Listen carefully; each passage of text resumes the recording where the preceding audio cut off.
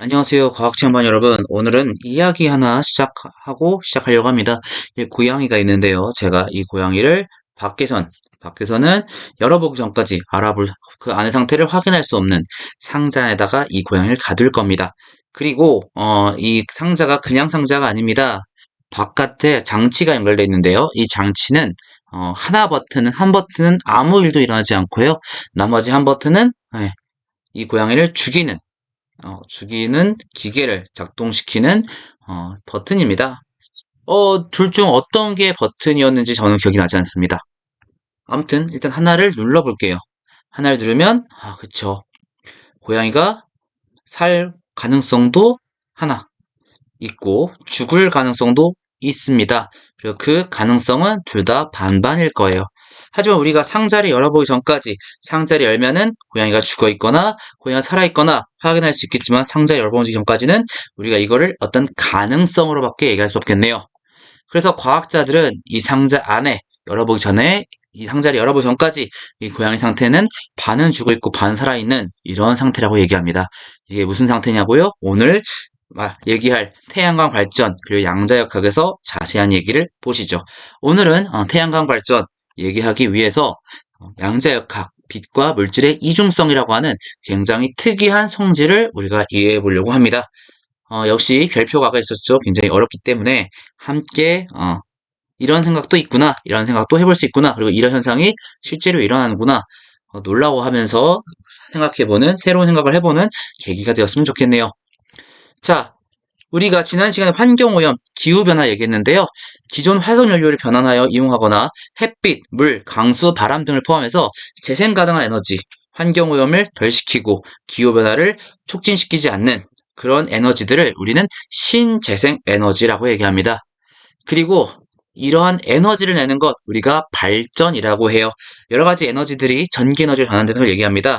그리고 보통은 우리가 이산탄소를 내뿜는 화력 발전도 마찬가지예요. 보통은 무언가가 화력 발전은 물을 끓여가지고 그 증기가, 조력 발전은 조수간만, 썰물과 맨물의 높이 차이가, 파력은 파도가, 수력은 물 떨어지면서 풍력은 바람개비가 이 발전기를 회전시키면서 전기 에너지로 바뀌게 됩니다.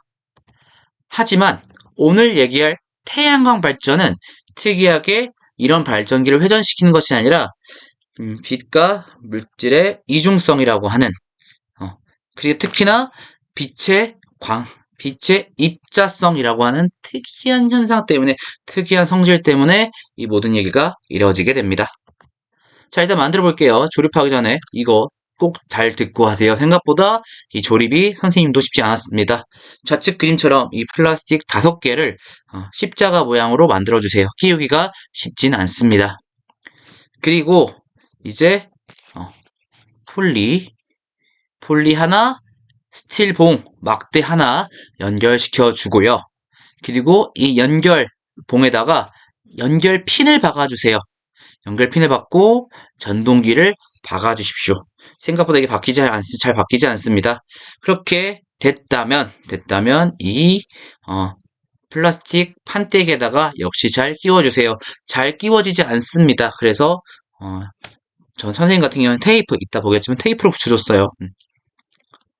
자, 그 다음에 전동기 반대쪽은 이 태양전지랑 연결시켜 줄 텐데요.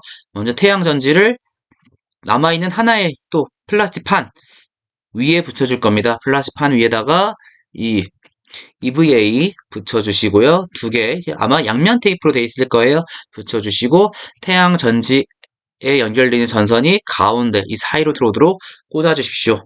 그런 다음에 이 태양전지의 전선과 전동기의 전선이 같은 색깔끼리 만나도록, 같은 색깔끼리 연결되도록 서로 꼬아주시고, 얘가 노출되면 안 돼요. 엔드캡을 끼워서 마무리해 주시기 바랍니다.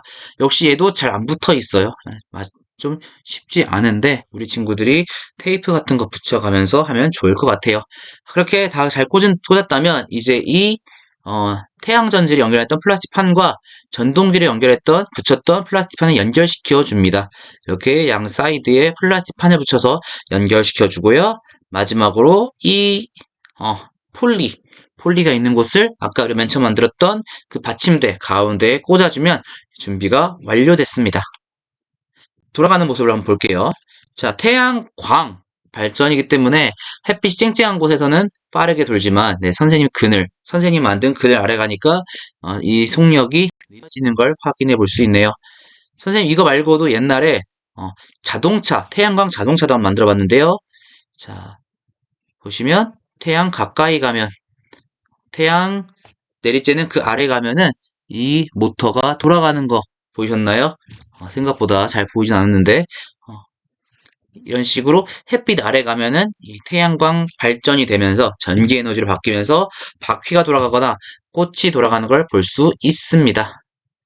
자, 우리는 초등학교 때부터 전기가 통합니다. 전기가 흐릅니다. 도선에 전류가 흐릅니다. 라는 말은 많이 얘기했는데요.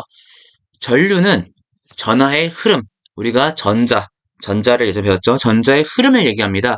마치 수도관을 통해 물이 흘러가는 것처럼 도선을 통해 전자라는 것이 이동합니다. 이 흐름을 우리는 전류라고 불러요.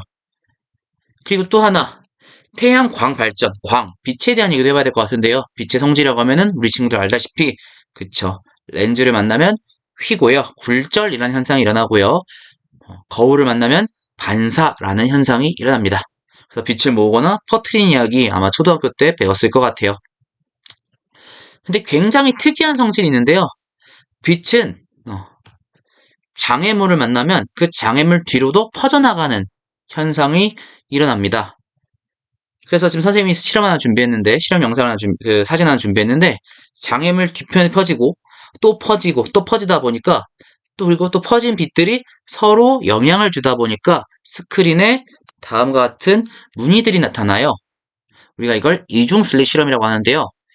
빛이 이런 특징을 갖고 있는 거는 빛이 파동이라고 하는 진동이라서 그래요. 빛은 서로 다른 빛들, 또 다른 빛들이 만나면 간섭이라고 해서 서로 영향을 줍니다. 빛은 진동이기 때문에 서로 영향을 줍니다. 이 진동이 센 부분들이 만나면은 더 세지고요. 진동이 약한 부분끼리 만나면은 혹은 한쪽은 뭐 우리 친구들이 줄 튕겨본 적 있는지 모르겠어요. 위로 올라갈 때와 아래로 올라갈 때 이 방향이 다른데요. 이 방향이 서로 다를 때 만나면 약해지고 서로 같을 때 만나면 빛이 세집니다.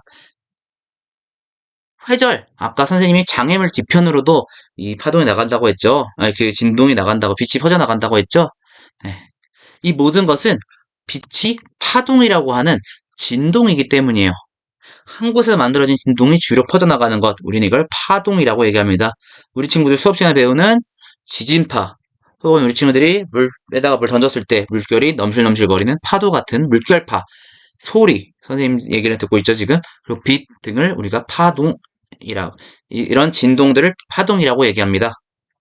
그리고 파동에서 아까 높은 부분 얘기했는데 높은 부분을 마루, 낮은 부분을 골이라고 하고요. 진동 중심에서부터 마루 혹은 골까지의 거리를 진폭, 한 번 진동하는데 간 거리를 파장이라고 합니다. 그리고 파동이 진행할 때 1초 동안 진동하는 횟수를 우린 진동수라고 얘기해요. 역시 빛도 아까 간섭, 회절 이런 현상이 일어나는 것을 보아서 파동입니다. 우리가 빛이라고 얘기하는 것은 우리가 보통 색깔빛, 가시광선만 얘기하는데요. 가시광선 외에도 우리가 보이지 않는 빛들은 너무 많습니다. 그건 이제 파장, 우리가 느낄 수 있는 파장이 정해져 있어서 그 안에 빛들만 우리가 색깔로 느끼는 거지 나머지 빛들도 다 나머지 그 파장대 여러 빛들이 존재합니다. 자, 그럼 빛은 파동일까요? 아까 말했다시피 이중 슬릿 실험, 빛이 장애물 뒤쪽으로 퍼져나가는 회절이 일어나고요. 그리고 빛이 서로 영향을 주고 받아서 높은 데끼리 만나면 더 높아지고 낮은 데끼리 만나면 더 낮아지고 진동이 서로 반대끼리 만나면 약해지는 간섭이 일어나는 거 파동일까요? 근데 이제 광전효과라는 현상을 20세기 과학자들이 발견하면서 이 얘기는 또 달라집니다. 광전효과는 이 금속판에 빛을 쏘았을 때 전자가 튀어나오는 현상인데요. 근데 센 빛이라고 하면 보통 진폭이 큰 빛을 얘기해요. 그래서 과학자들이 이 현상을 또 한번 분석해 봅니다. 언제 전자가 많이 나오고 언제 작게 나오는지. 센 빛을 쏟는데 신기하게도 어떤 진동수가 작은 빛이라면, 그러니까 1초 동안 느리게, 1초 동안 별로 진동하지 않는 빛이라고 하면은 진폭이 아주 커도 전자가 튀어나오지 않습니다.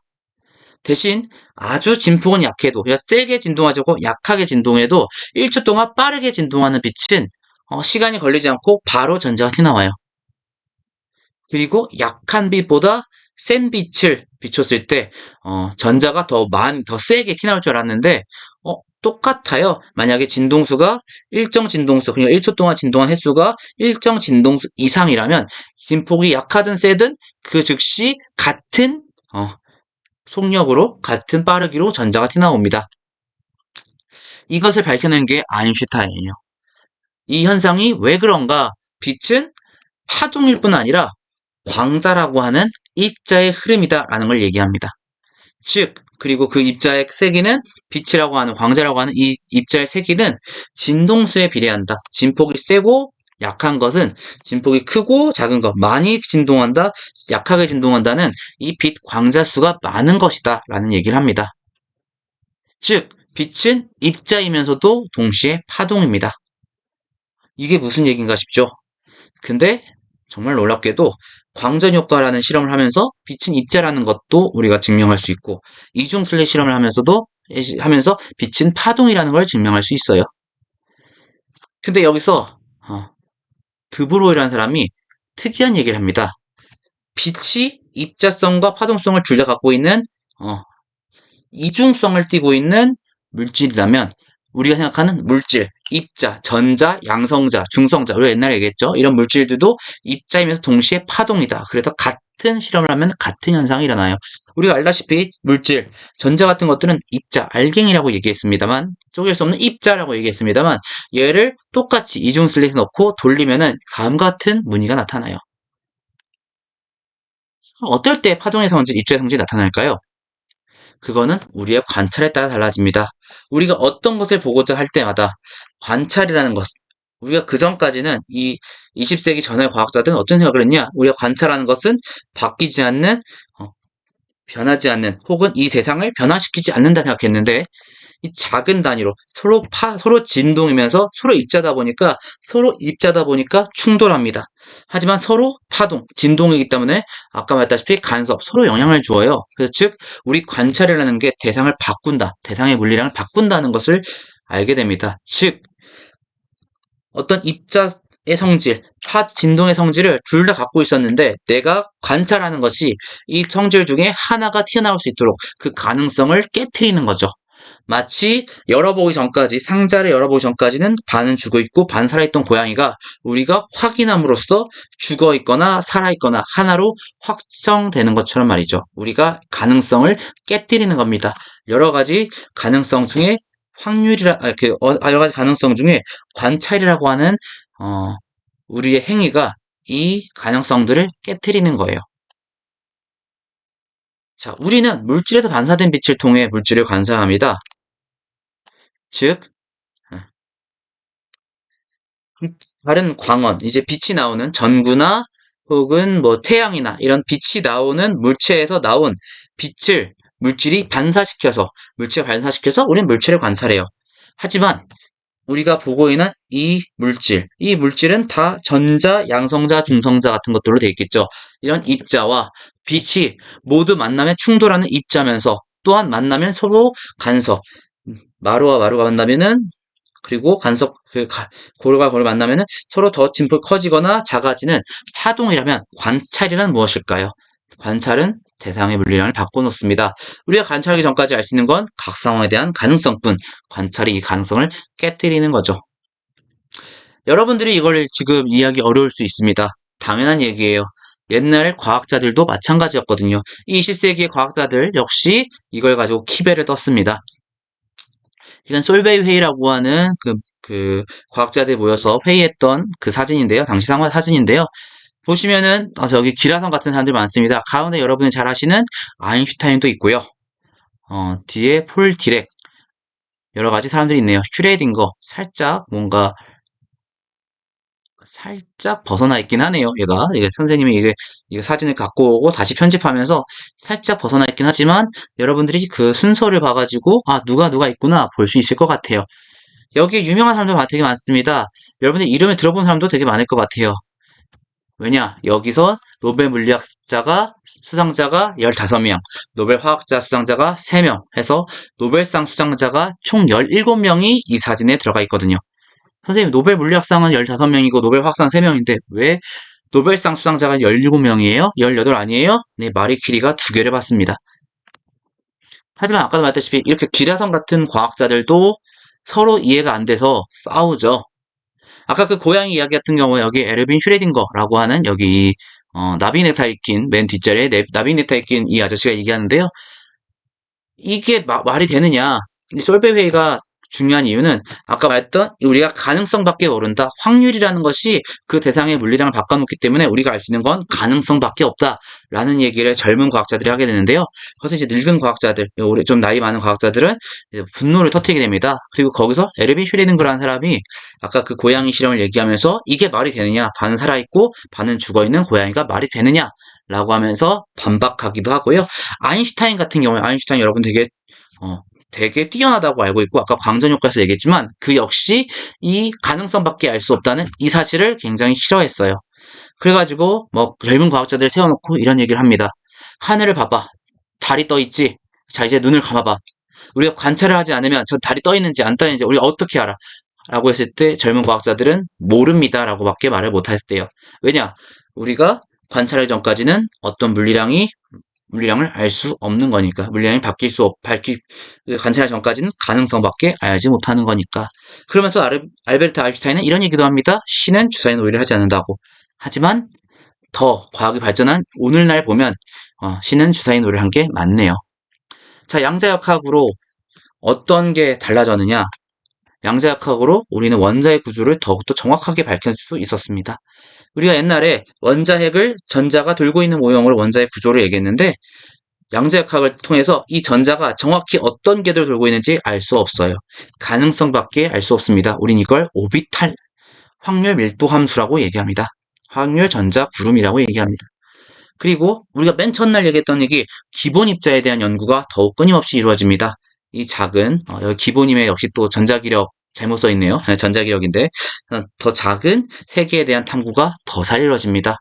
그리고 어떤 고체가 전기에 잘 통하는지 이 구조를 밝히고요. 이를 어떻게 조절할 수 있을지를 수학적으로 밝혀냅니다. 그리고 이 가운데서 반도체라는 것을 어떻게 이용할 수 있을지를 연구하기 시작해요. 반도체, 네, 우리 친구들 좋아하는 핸드폰, 컴퓨터에 있는 그 소자죠. 만약에 양자역학을 우리가 더 연구하지 못했으면은 이러한 우리가 컴퓨터를 본다거나 이런 일들이 일어날 수 없었습니다. 자, 오늘 굉장히 어려운 얘기를 했어요. 즉 태양광 발전이란 아까 말했다시피 광전 효과, 빛이 입자성을 띠기 때문에 그 도체, 금속에 쐈을 때 전자가 튀어나오는 현상. 그래서 전자가 튀어나와 흐르기 때문에 전류가 흐르는 거를 설명하기 위해 굉장히 역사적인 이야기를 많이 했는데요. 다음 시간에는 이렇게 고도로 발전한 미래, 점점 다가가 봅시다. 기계의 세계, 오토마타에 대해서 얘기해 보도록 할게요. 오늘 너무나도 고생하셨습니다. 오늘 신기한 얘기를 좀 많이 했는데요. 아, 저런 생각을 할 수도 있겠구나. 그리고 저런 것 때문에 오늘날 아까 말했다시피 우리 친구들이 보고 있는 핸드폰, 컴퓨터 이런 것들이 발전했구나. 한번 생각해보는 계기가 되었으면 좋겠습니다. 오늘 고생하셨고요. 다음 시간에 우리는 오토마타의 세계로 빠져봅시다. 고생하셨습니다. 다음 시간에 뵙겠습니다.